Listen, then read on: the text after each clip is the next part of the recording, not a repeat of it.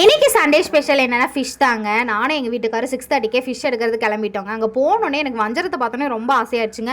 இன்றைக்கி இந்த வஞ்சரத்தில் ஏதோ ஒரு டிஷ் கண்டிப்பாக பண்ணி ஆகணும்னு சொல்லிட்டு வாங்கிட்டு வந்துட்டோங்க. எல்லாமே வாங்கிட்டோம். என்னென்ன வாங்கினோன்னா பாறை மீன், மத்தி மீன், வஞ்சரம், கொஞ்சோண்டு மட்டன் எடுத்தோங்க. எடுத்துகிட்டு வந்து நானும் எங்கள் அம்மாவும் 8:30க்கே சமைக்க ஆரம்பிச்சிட்டோம்.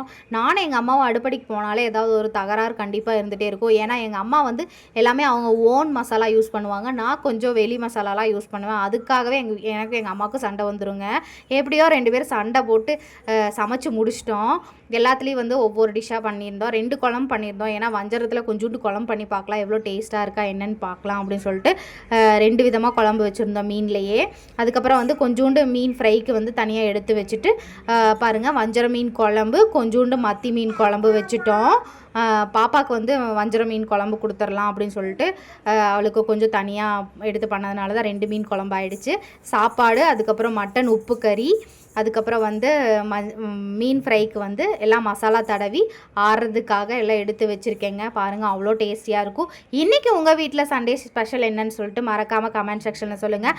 மறக்காமல் நம்மளோட சேனலை சப்ஸ்கிரைப் பண்ணி வச்சுக்கோங்க. இன்னும் நிறைய வீடியோஸ் கண்டிப்பாக வந்துகிட்டே இருக்கும். கடைசியில் ரசத்துக்கும் ரெடி பண்ணியாச்சு. வாங்க சாப்பிட்லாம். இன்றைக்கி சண்டே ஸ்பெஷல்.